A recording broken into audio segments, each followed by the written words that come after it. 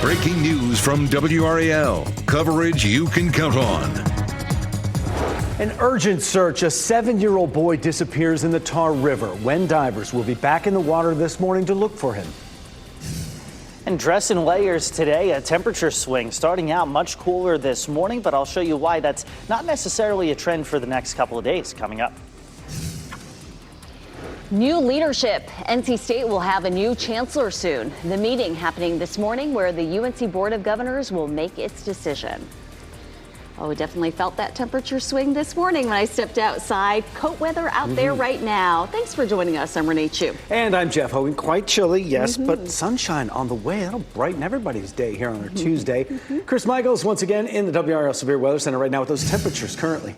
Yeah, temperatures right now starting out much cooler than yesterday morning. And Roxborough, South Hill 37, Southern Pines at 38, some of the colder spots in the area right now. But aside from that, about 42 to 45 degrees, even still. That's a good deal colder than we were at this point yesterday morning. Maybe getting an early morning workout in. You'll need the extra layers up until about 9 or 10 o'clock this morning. Temperatures take off from there by the afternoon. We're in the low 70s. Pretty typical of March to where we're starting out with the heat on in the car, but by the afternoon, it's windows down. Only downside to this is we're starting to notice the pine pollen coming back into the mix. Tree pollen is high, so may start to see that coating of yellow on the cars before you know it. But it is another mild day today. I'll show you how long these temperature swings last. I'm tracking a pair of cold fronts that bring in the chance for showers. I'll show you when coming up. Chris, thank you. This morning, crews will resume their search for a 7-year-old in Franklin County who went into the Tar River and did not resurface. Dive teams plan to return at 9 this morning. The team searched 300 yards of water for the boy after he vanished around 5:30 yesterday evening. Crews used an underwater drone to search the murky waters. Highway Patrol also flew over the scene in a helicopter. Family members are praying for a miracle. I ask that the public to continue to pray. We're asking everyone to seek God's face right now. Right now, we don't know nothing, but we're asking you all to continue to pray for us. The water depth in that stretch of the Tar River is about 12 to 15 feet. With breaking news this morning, a driver is dead after a crash on South New Hope Road in Raleigh. Police say the crash happened just before 11:30 last night near South Rogers Lane. The WRAL Breaking News Tracker was there after 1 o'clock this morning, and our crew saw white sheets draped on a car off the road and the coroner's van on the scene. We're working to learn more about what caused the crash. Happening today, we expect to find out who will be the next chancellor for NC State. WRAL's Kelsey Coffey joins us live from campus this morning. Kelsey, the full UNC Board of Governors will meet this morning at 9:30. Yes, Renee, a new leader could be coming here to NC State's campus in the next few months. And we know that the UNC Board of Governors is scheduled to meet this morning, and they say that they will be electing a new chancellor at this meeting. 24/7 Sports cites multiple sources saying Kevin Howell is the pick. Now, we're working to confirm this with our own sources, but Howell has been the chief external affairs officer for UNC Health for about a year. Before that, he held multiple roles at NC State, including the Vice Chancellor for External Affairs and Vice President for External Affairs for the UNC system. If elected, Howell would become the 15th Chancellor at NC State. He would take over after Chancellor Randy Woodson steps down in June. The Board of Governors is set to meet virtually this morning at 9:30, so our crews will be monitoring that live stream and keep you updated on the final decision. Kelsey Coffey, WRAL News, live in Raleigh. Today, Wake County Schools leaders are scheduled to work on many of the big issues the district is facing right now. Student achievement programs are on that list, and Wake County has a high number of high-achieving students than what state finding will cover. Now, the district is also working on expanding athletics today.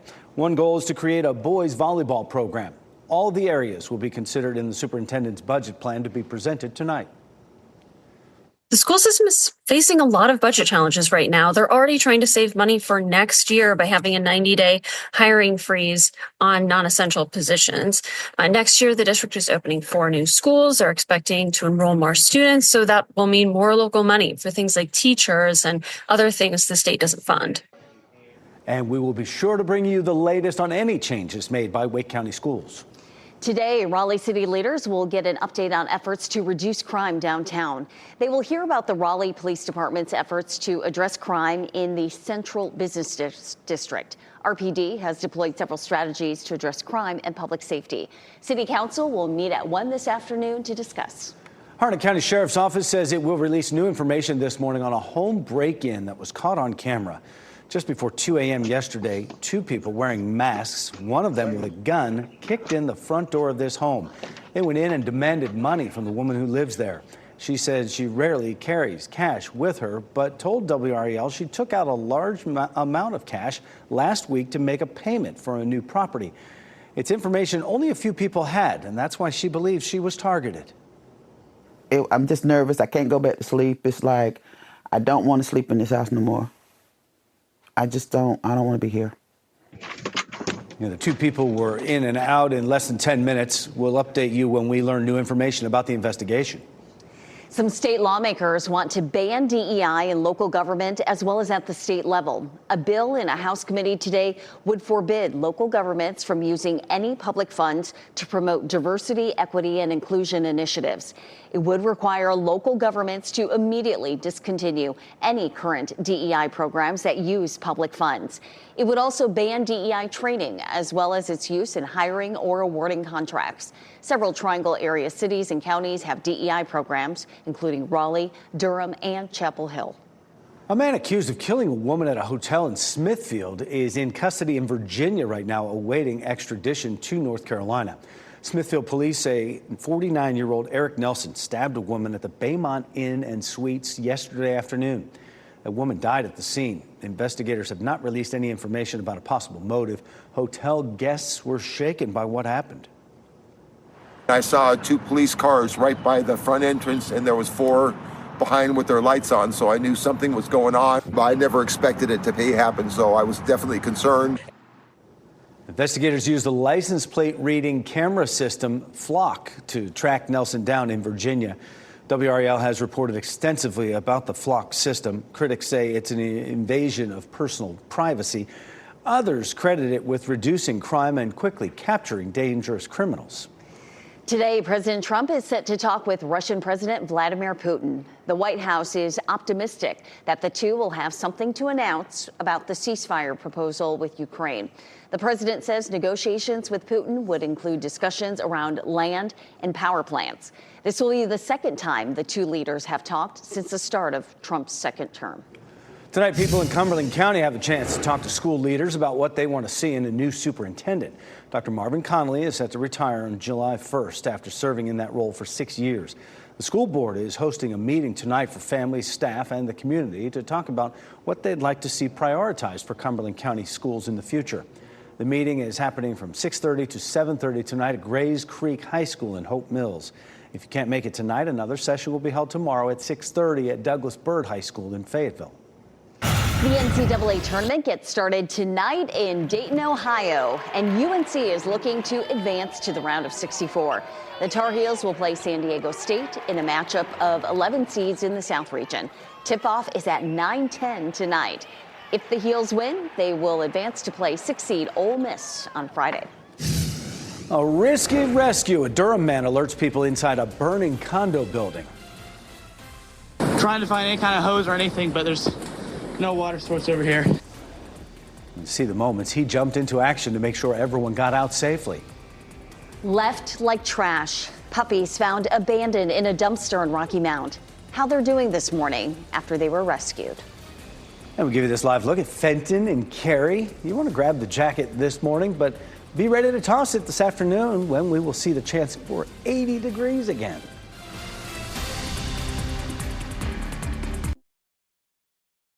From the WRAL Severe Weather Center, North Carolina's most experienced team of meteorologists.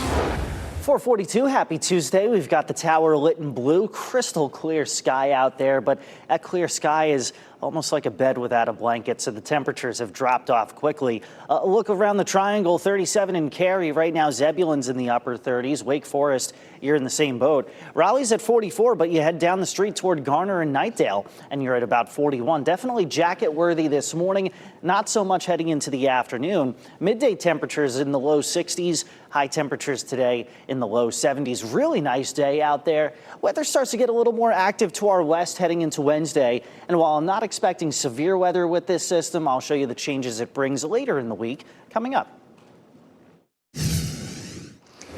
At least one person was injured during this serious crash near Knightdale. This was the scene when Sky 5 flew over Marks Creek Road yesterday afternoon.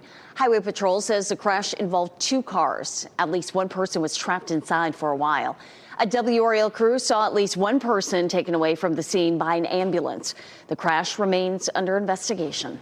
A Durham man is sharing his experience after a massive fire destroyed homes on Beach Mountain in western North Carolina. Trey DeWolf was at a condo unit on Beach Mountain when that fire broke out early Sunday morning. He says it started when lightning struck a back deck nearby. He sprung into action to make sure all his neighbors were able to get to safety. That's when I grabbed the light and ran back down to the scene and started banging on all the doors of the occupants of those townhouses. This is happening right on the edge of the ski slope there. DeWolf says he's sorry for all the property loss and damage, but he's glad everyone was able to make it out safely. He believes that lightning strike is what started the fire. Fire investigators have not confirmed that. It's quite the inferno. People are rallying in support of a Brown University professor who was deported last week. Protesters gathered at the Rhode Island State House to call for the return of Rasha Alawa. She was deported after visiting family in Lebanon, even though she has a valid visa. The Department of Homeland Security says she admitted to attending a funeral for the leader of Hezbollah. A man accused of shooting a 15-year-old in Nash County is being held on $500,000 bond. Zachary Bryant made his first court appearance yesterday. He's accused of shooting that teen in the head on Friday. Bryant says he saw two people drive away from his home on Savage Road that night, so he got dressed and grabbed his gun. He claims tools were stolen from his truck, so when he saw the vehicle again, he fired into that vehicle, hitting the 15-year-old driver. That person is in critical condition at Wake Med, and Bryant is facing 4 felony charges.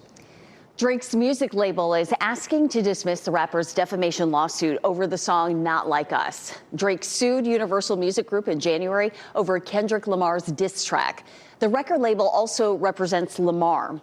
Drake accuses the label of defamation and harassment, claiming it promoted a song that includes false allegations. In its motion, UMG says Drake sued his own record label because he lost a rap battle and wanted to, quote, salve his wounds. Drake's attorney says UMG is trying to avoid accountability. Your time is 4:45 here in the WRAL Live Center. We're watching very closely for the events to unfold today when astronauts Sonny Williams and Butch Wilmore will return to Earth. You remember they're the astronauts who are on the ISS for an original time period of 10 days, but then that turned into about 10 months. Now, what you're seeing here is video of the moment that the shuttle was closed before the undocking, and then this right here is video of the undocking. Here's the schedule for today. At 4:40 p.m. Today, it looks like there's going to be return coverage beginning on NASA Plus. That's the agency's service, so you can watch some of their live events. And then at 5:11, there's a deorbit burn. That time is kind of approximate according to NASA. And then at 5:57, right before our 6 o'clock newscast on WRAL, that is when splashdown is expected. And you can be sure that here in the WRAL Live Center, we will be watching that all day long. That'll be a made-for-TV special when they land. All right, people in Durham County can learn more about their property reappraisals during an information session today. It's happening from 10 to 3 at East Regional Library. Other sessions will happen later this week at the Main Library, Southwest Regional Library, and South Regional Library. Sessions will be held next week as well. Thrown away like trash, 3 puppies thrown in the garbage are now recovering. These puppies were just 2.5 weeks old when someone found them in a Rocky Mount dumpster last week, and they were in a trash bag. Animal control officials reached out to a Franklinton rescue organization. The puppies were dehydrated and had worms. This morning, Emma, Evans, and Elijah are recovering in a foster home. And the rescue group's director says it took in 100 abandoned puppies last year alone. It never gets any easier. My heart just drops. And I'm just so disappointed in people and how they could do something like this to an animal. Shayna Summer says the puppies also are dealing with emotional trauma. She hopes they can be adopted in another couple of months. I hope they continue to recover as well. Let's get over to Chris Michaels right now in the WRAL Severe Weather Center here. It's going to be cold as people head outside this morning. It's the first thing they'll notice. For sure, yeah. First thing you notice, and then by the afternoon, you start to peel away at the layers a little bit. Roxborough and Cary at 37. Gardner's at 41. Holly Springs at 40 degrees. Rocky Mount waking up to a temperature of about 42. Of course, already looking ahead to the lunch break, midday temperatures will be in the low 60s. Really nice day for some lunch outside. And then the after school planner, temperatures will be in the low 70s by 3 or 4 p.m. So plenty of sunshine out there. Yes, we go from the 30s to the 70s, something that happens fairly often this time of year. We're clear overnight, not quite as cold. Temperatures will be in the low to mid 40s first thing tomorrow morning. You'll be happy with a jacket, but watch what happens as we go from tomorrow morning to the afternoon. Start in the 40s, and then we end in the 80s. So looking at a high temperature, 81 in Raleigh, Benson, Goldsboro, Fayetteville at about 83. Roanoke Rapids, probably the only spot that ends up in the 70s, but do expect it to be a little windy at times. And that's the final day of winter, go figure. Thursday, the first day of spring. So whereas you usually expect a dark day for your solstice, the equinox is looking to be a little cloudy. At least we have more than 12 hours of daylight to go, but it's going to be filled with some rain showers. Most of those pushing in after 12 o'clock or so. 3 p.m. still dealing with some showers. Not really expecting anything severe, not even expecting many thunderstorms out of this. By sunset Thursday, looks like most of the rain is out of here. So yeah, first day of spring is going to be filled with some of those spring showers, and then we cool off right beyond that. We'll be in the 30s again first thing Friday morning. Heading into the weekend, don't go canceling plans. Maybe a few showers Saturday, but doesn't look to be an all-day thing. High temperatures will be near 70 each afternoon. After starting out in the 40s, we'll continue to provide you with updates as you already plan for the weekend throughout the week, guys. Chris, thank you. Gathering for a gator. A community in South Carolina is mourning the loss of a reptile they considered a neighbor. Even though he was a cold-blooded animal, we all loved him. We'll hear from people who say his death is a huge loss. And closing Forever, the reason Forever 21 is being forced to close up shops all across the U.S.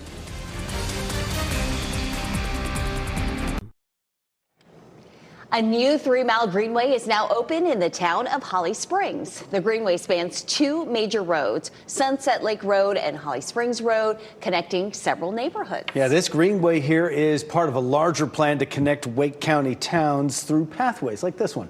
WRAL's Heidi Kirk shows us how it fits into a larger plan to support regional growth. You'll find people of all ages out on the Middle Creek Greenway. It's a great way to connect with friends pretty easily. For the Apple family, this path means they don't have to get in the car to visit friends nearby. We go over there daily, pretty much. We like playing in the woods. We really like taking our dog, going for bike rides, runs. It's been really great. We took a walk down the Greenway with Holly Springs Parks and Recreation Director Leanne Plummer. She says connectivity is what this is all about. This is a great greenway because it brings 4 large neighborhoods together. So it really does have a great sense of community by tying the neighborhoods. It's not just these neighborhoods. The Greenway fits into a longer-term plan in Wake County. Now, the long-term goal here is to continue expanding this 3-mile stretch of Greenway so that eventually you could make it from downtown Apex to downtown Holly Springs on a path just like this one. Plummer says it can also help support growth by giving the people who live here another option for getting around. And this will really create some synergy where folks can have alternative transportation, whether that's walking, biking, or running, to get from one community to the other. A project 4 years in the making, all about connecting a growing Wake County. Heidi Kirk, WRAL News, Holly Springs. I imagine it would be well traveled. The Parks and Rec director says safety is top priority. The department is working with police to have bike patrols available. You will also notice signage about 24-hour video surveillance. A South Carolina community held a special farewell for a beloved alligator named Walter. Organizers of the vigil say their neighborhood was shaken after Walter was killed by South Carolina Department of Natural Resources contractors Friday.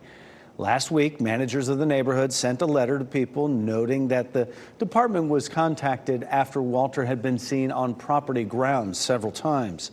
Authorities decided to euthanize the alligator. People who live in that area say Walter lived peacefully in the neighborhood for 12 years. We watched him here every day. We walked by him. Nobody bothered him. Nobody fed him. So he was a piece of the community. And even though he was a cold-blooded animal, we all loved him, and it tore us all up. Alligators are federally classified as threatened because to their similar appearance to other endangered crocodiles. But state-approved programs are allowed to do as they see fit for management and control. Forever 21 is closing all its stores across the country after filing for bankruptcy. The retailer has locations at Crabtree Valley Mall, Streets at South Point, and Cross Creek Mall. In a bankruptcy filing, it put part of the blame on fierce competition from Chinese retailers Shein and Temu. Forever 21 survived a bankruptcy in 2019 by closing about 100 stores and restructuring its business. It has been unable to find a buyer for the 350 stores that remain. Conan O'Brien will return as host of the Oscars next year. His performances at this year's ceremony were crowd-pleasing, to say the least there. The live show attracted 20 million viewers, a 5-year high viewership. Missing in the river, a frantic search for a 7-year-old boy. The area of the Tar River crews will be searching this morning. Ticket pricing madness. How much basketball fans will have to pay to see some of the top teams play in the NCAA tournament right here in the Triangle.